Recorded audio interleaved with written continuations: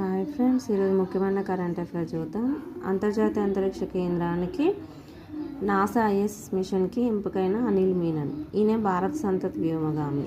ఈయనే సునీత విలియమ్స్ తర్వాత ఐఎస్ఎస్కి వెళ్తున్న రెండో ఇండో అమెరికన్గా రికార్డు సృష్టించనున్నారు. ఈయన 2026లో 8 నెలల పాటు అక్కడే ఉండి పరిశోధన చేస్తారు. Next current affair. రష్యా చమురు కొంటే 500% సుంకం విధిస్తామని అమెరికాలో బిల్లు ప్రవేశపెట్టారు. ఇది అమెరికా సెనేటర్ లిండ్సీ గ్రాహం తయారు చేశారు. ఈ బిల్లు ప్రకారం మనకు అమెరికాకు అయ్యే దిగుమతి వస్తువుల మీద 500% సుంకం విధిస్తారు. ఇది రష్యా నుండి ఇప్పుడు ప్రస్తుతం 70% దాకా భారత్ చైనాలే ఉంటున్నాయి. దీంతో ఈ సుంకం విధించడం వల్ల భారత్పై తీవ్ర ప్రభావం ఉంటుందని ఆర్థిక శాస్త్రవేత్తలు పేర్కొంటున్నారు. ఫోన్